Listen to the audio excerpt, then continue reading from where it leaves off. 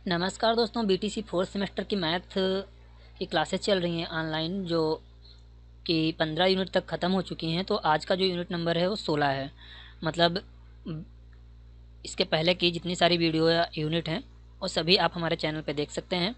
और अगर उसमें से कुछ इन्फॉर्मेशन या कुछ भी आपको लगता है कि आपकी समझ में नहीं आया तो आप उसके लिए कमेंट करके हमसे पूछ सकते हैं, ठीक है। तो चलिए स्टार्ट करते हैं यूनिट नंबर 16। जैसा कि ये फोर्थ सेमेस्टर की यूनिट है और फोर्थ सेमेस्टर की मतलब मैथ की यूनिट नंबर 16 है। और इसमें हम पढ़ेंगे आज वृत्त की परिधि और व्यास में संबंध। वृत्त की परिधि और व्यास में संबंध, ठीक है।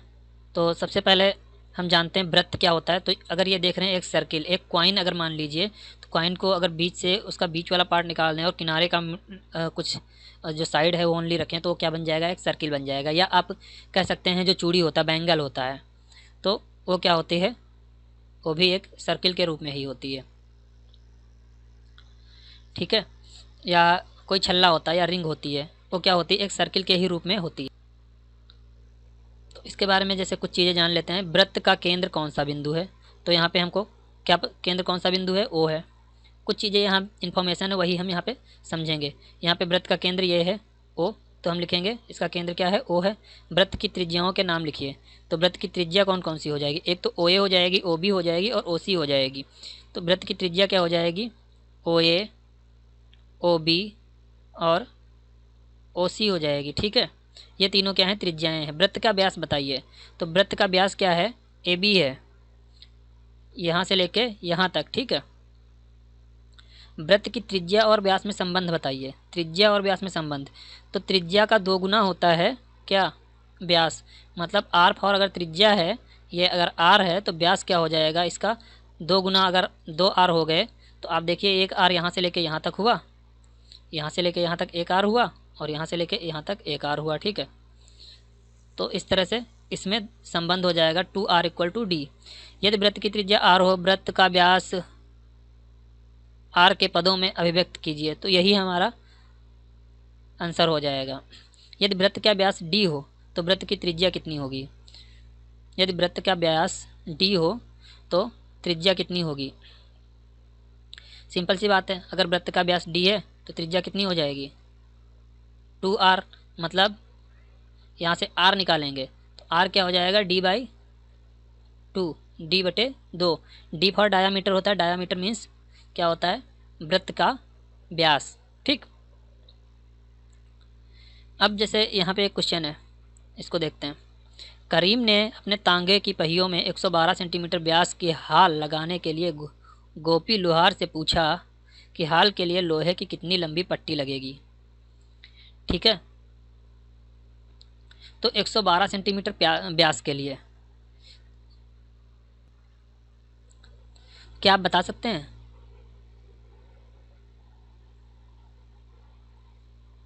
सिंपल सी बात है, यहाँ पे इसका आंसर शायद नहीं दिया गया है लेकिन मैं बता दे रहा हूँ। पाई डी कितना हो जाएगा, पाई और डी, इसका जो पट्टी की लंबाई है तो ये हो जाएगा 22/7 और गुणे में 112, ठीक है। अब इसको हम 7 से कैंसिल कर देंगे, 7 1 जा 7, यहाँ बचा 4 तो ये हो जाएगा 6, 7 6 जा 42। अब इसको मल्टीप्लाई कर देंगे, 16 2 जा 8 हुआ और सॉरी 16 2 जा 32 हुआ, 32 का 2 और 16 2 जा 32 और 3 35। अब सेंटीमीटर था ना, तो इतनी सेंटीमीटर की पट्टी लगेगी हाल बनवाने में पहिए की, ठीक है। अब देखिए यहाँ पे एक क्रिया विधि दी गई है, वो पेंसिल की सहायता से उसको आप समझ लीजिएगा। पाई का मान 22/7 होता है, इससे एक फार्मूला निकाला गया था। और फार्मूला क्या है कि परिधि बटा व्यास जो है उसका रेशियो क्या होता है, 3.14 होता है। और इसके बारे में इस अनुपात को यूनानी भाषा के वर्णाक्षर पाई द्वारा व्यक्त किया करते हैं। यह अपरिमेय संख्या है, मतलब जो पाई की वैल्यू है 22/7 अपरिमेय संख्या है, परंतु गणना हेतु इसका मान परिमेय संख्या 22/7 के लगभग मान लिया जाता है। अपरिमेय संख्या क्या 3.14 ये अपरिमेय संख्या है, ठीक है, और ये परिमेय संख्या मान ली जाती है 22/7। तो समझ रहे हैं परिमेय अपरिमेय में अंतर, ठीक है दोस्तों। चैनल को सब्सक्राइब कर लीजिएगा।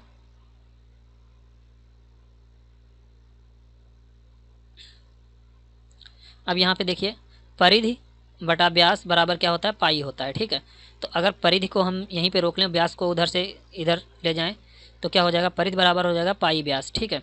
जो परिधि बराबर इक्वल टू 2πr हो जाएगा। क्यों? क्योंकि व्यास किसके बराबर होता है, 2r के बराबर होता है। मैंने पहले ही बताया था कि अगर जो d है वो किसके बराबर होता है, 2r के बराबर होता है। तो आप चाहे स्मॉल डी रखिए चाहे कैपिटल डी रखिए, उससे कोई डिफरेंस नहीं पड़ता, आप कैपिटल डी भी इसको मान सकते हैं। तो अगर ये दिया गया है परिधि, अगर परिधि को हम सरकमफेरेंस होता है तो उसको अगर सी मान लें तो क्या हो जाएगा 2πr हो जाएगा। और ये क्या होता है 2r क्या होता है, डी होता है। तो यहाँ पे हम व्यास की जगह पे डी लिख सकते हैं और इसको हम 2 कैपिटल डी भी लिख सकते हैं, ठीक है। तो ये सारे संबंध हो गए किसमें, परिधि में और व्यास में और त्रिज्या में। तो कोई भी फार्मूला लगा के, आर क्या है, वृत्त की त्रिज्या है, तो कोई भी फार्मूला लगा के आप इसका अगर कोई चीज़ नहीं पता है, त्रिज्या व्यास या फिर परिधि, तो वो निकाल सकते हैं, ठीक है। यह तथ्य एक जर्मन गणितज्ञ जोहान लैम्बर्ट ने बहुत समय बाद 1766 में सिद्ध किया, ठीक है। अब पाई की जो वैल्यू है उसको आपको ज़्यादा पढ़ने पे जोर नहीं देना है, उसको समझ लेना है बस। अतः पाई को संकेत मानकर परिधि व व्यास में परिधि व त्रिज्या में संबंध निम्नलिखित है कि c equal to pi D होता है, जो मैंने बताया था। यहाँ पे d इक्वल टू सी बटे क्या हो जाएगा, पाई हो जाएगा। c मतलब परिधि सरकमफेरेंस बोलते हैं और डायामीटर उसको व्यास को बोलते हैं, ठीक है। यदि एक वृत्त की परिधि c है और उसकी त्रिज्या या रेडियस r है तो c इक्वल टू 2πr या r इक्वल टू c/2π हो जाएगा। चलते हैं इसकी एक्सरसाइज पे, ठीक है। देखिए एक वृत्त की त्रिज्या 5.2 सेंटीमीटर, उसके व्याप की माप बताइए। तो d इक्वल टू क्या होता है, d इक्वल टू 2r होता है, ठीक है। r यहाँ पे दिया गया है, ये क्या है, r है, स्मॉल r है, और 2 करेंगे इंटू 5.2 करेंगे, ठीक है। क्या करेंगे, 5.2 करेंगे, दोनों को गुणा कर देंगे तो कितना हो जाएगा, 10.4 हो जाएगा, 10.4 सेंटीमीटर, ठीक। ये इसका आंसर हो गया। 3 सेंटीमीटर त्रिज्या का एक वृत्त खींचिए, इसकी परिधि की माप बताइए, ठीक है। तो ये तो स्केल से बनाना पड़ेगा, ठीक है, ओ सॉरी पटली प्रकार की सहायता से बनाना पड़ेगा, तो उसकी सहायता से आप इसको बना सकते हैं। दूसरा एक वृत्ताकार तालाब, मतलब तीसरा है, 2 तो हो चुके हैं, इसको आप कर लीजिएगा क्वेश्चन नंबर 2 को।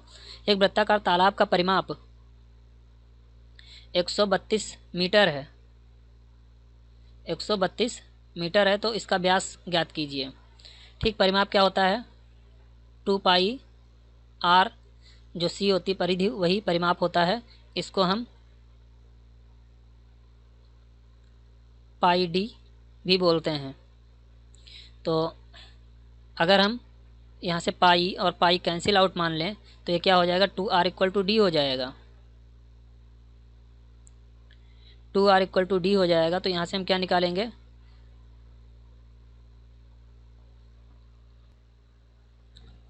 दोस्तों इसको कैंसिल करने की ज़रूरत नहीं है और ऐसे ही लिख लेते हैं क्योंकि परिमाप दिया गया। तो ये पाई डी जो है वो किसके बराबर हो जाएगा, पाई और डी बराबर हो जाएगा 132 के, ठीक है। और 132 के बराबर हो जाएगा तो डी को हम यहाँ पे रोक लेंगे, कैपिटल डी को यहाँ पे रोक लेंगे और यहाँ पे हो जाएगा 132 बटे 22 और बटे में 7 हो जाएगा। तो फिर इसको थोड़ा और सॉल्व कर लेते हैं, 7 तो ऊपर चला जाएगा, 7 तो ऊपर चला जाएगा, ये ऊपर रहेगा 132 गुणे में 7 और बटे में 22, ठीक है। तो 2 से काट देते हैं, 2 1 जा 2, 2 1 जा 2 और यहाँ हो जाएगा 2 6 जा 12, 2 6 जा 12, तो ये पूरा कट जाएगा, ठीक है।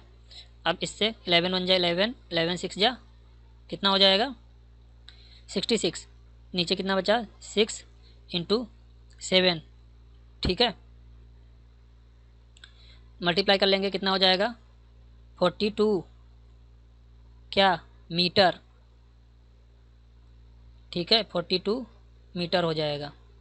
कौन सा? Question number 3। ठीक, इसको यहीं क्लियर करते हैं, देखते हैं नेक्स्ट। वृत्ताकार पार्क की त्रिज्या 10 मीटर है। इसके बाहर 2 मीटर लंबा 2 मीटर चौड़ा वृत्ताकार मार्ग बनाया गया है। इस वृत्ताकार मार्ग का बाहरी परिमाप ज्ञात करो। ठीक है, तो इसको यहाँ से सॉल्व करते हैं। देखिए, परिमाप हमने बताया था क्या होता है, 2πr। ठीक है,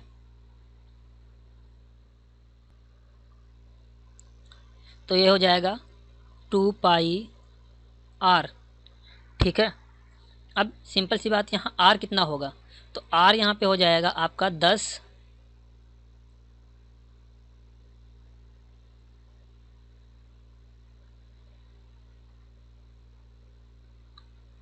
और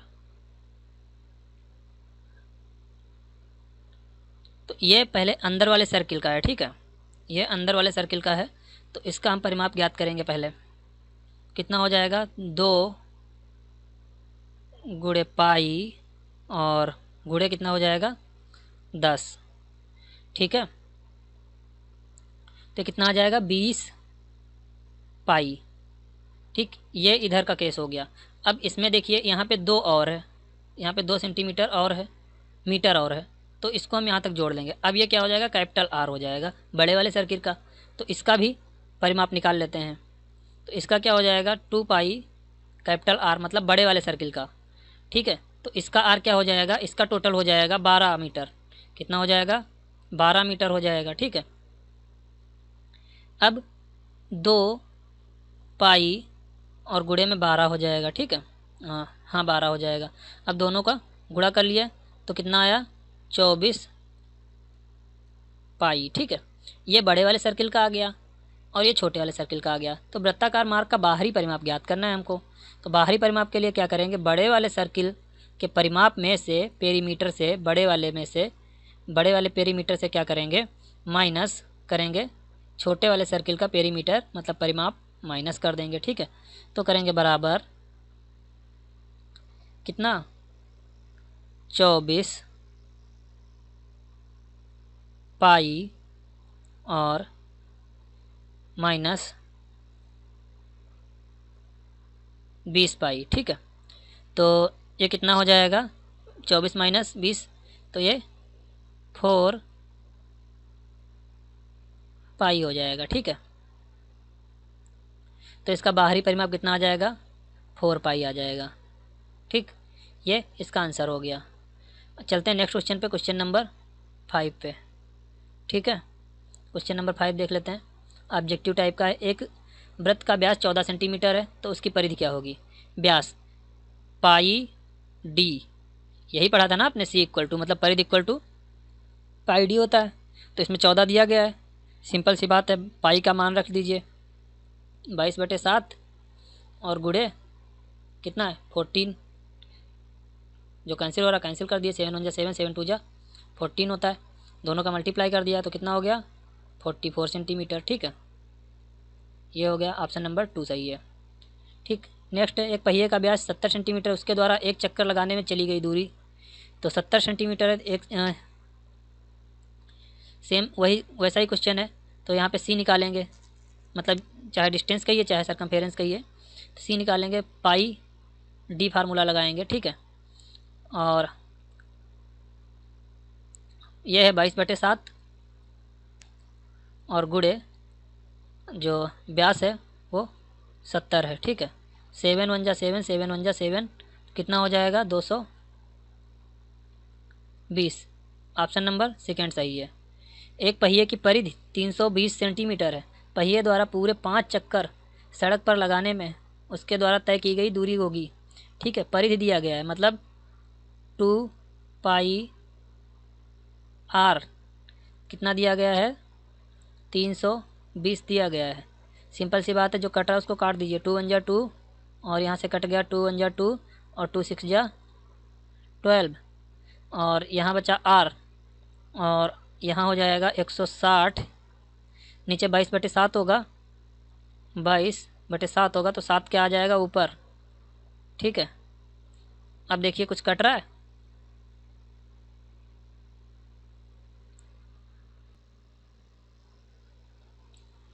इसको डिलीट कर देते हैं क्योंकि ये थोड़ा इस प्रोसेस से भी आ जाएगा लेकिन ये लंबी प्रोसेस हो जाएगी, तो शॉर्टकट प्रोसेस से देख लेते हैं। 2πr जो था उसको हम लिखेंगे ऐसे ही, 2πr जो था वो क्या था, पाई और डी के बराबर था, ठीक। और पाई डी किसके बराबर है, 320 के बराबर है, ठीक है। तो 1πd जो है वो मतलब 320 के बराबर है, तो 5πd कितने बराबर हो जाएगा, 5πd, क्योंकि हमें 5 चक्कर लगाने हैं, 320 सेंटीमीटर है, ठीक है। तो ये 320 गुणे 5 हो जाएगा, ठीक। तो कितना आ जाएगा, मल्टीप्लाई कर लेंगे, 5 जीरो जो 0, 5 टू जा 10 और 5 थ्री जा 15 और 1 16, तो 1600 सेंटीमीटर आ गया। 1600 सेंटीमीटर इसमें कहीं आ नहीं रहा है, तो ये क्या हो जाएगा, इसको हम मीटर में कन्वर्ट कर लेंगे तो क्या हो जाएगा, 16 मीटर हो जाएगा, ठीक है। ऑप्शन नंबर सेकेंड सही है। इसका आंसर आ गया। चलिए क्वेश्चन नंबर नेक्स्ट देख लेते हैं। क्वेश्चन नंबर 8, एक वृत्त की परिधि 11 सेंटीमीटर है, उसकी त्रिज्या क्या होगी। वृत्त की परिधि 11 सेंटीमीटर है, त्रिज्या क्या होगी। परिधि का मतलब क्या होता है, 2πr जो है वो क्या है, 11 सेंटीमीटर है, ठीक है। तो r क्या होगा, r होगा आपका 11/2π, ठीक। और पाई का मान आपको पता ही है, तो 11/2 गुणे 22/7। अब ये 7 का गुणा हो जाएगा 11 के साथ, ठीक है। तो यहाँ पे जो बनेगा वो बनेगा 11 गुणे में 7/2 और गुणे में 22 हो जाएगा। तो 11 एक अन्य 11 हो जाएगा और 11 दूनी 22 हो जाएगा। तो नीचे एक 2 और बचा था तो कितना हो जाएगा, 7/4 हो जाएगा। अब इसको कैंसिल आउट कर देंगे, 4 1 जा 4, 4 1 जा 4, कितना बचा 3, पॉइंट लगाया 30 हो गया, ठीक है। तो 4 7 जा 28 हुआ, ठीक है। फिर पॉइंट लगाइए, 0 हो गया, 2 0 हो गया, 20 हो गया, 4 5 जा 20, ठीक है। 1.5 सेंटीमीटर और 7.5 सेंटीमीटर आ गया, मतलब ऑप्शन नंबर 2 सही है। तो ये यूनिट यहीं पे ख़त्म होती है। अगर वीडियो अच्छा लगा हो तो प्लीज़ लाइक कर दीजिए और नहीं तो डिसलाइक कर दीजिए, और जो यूज़र नए हैं तो प्लीज़ चैनल को सब्सक्राइब कर लीजिए, ठीक है। मिलते हैं नेक्स्ट वीडियो के साथ और नेक्स्ट यूनिट के साथ। आज के लिए इतना ही, थैंक यू।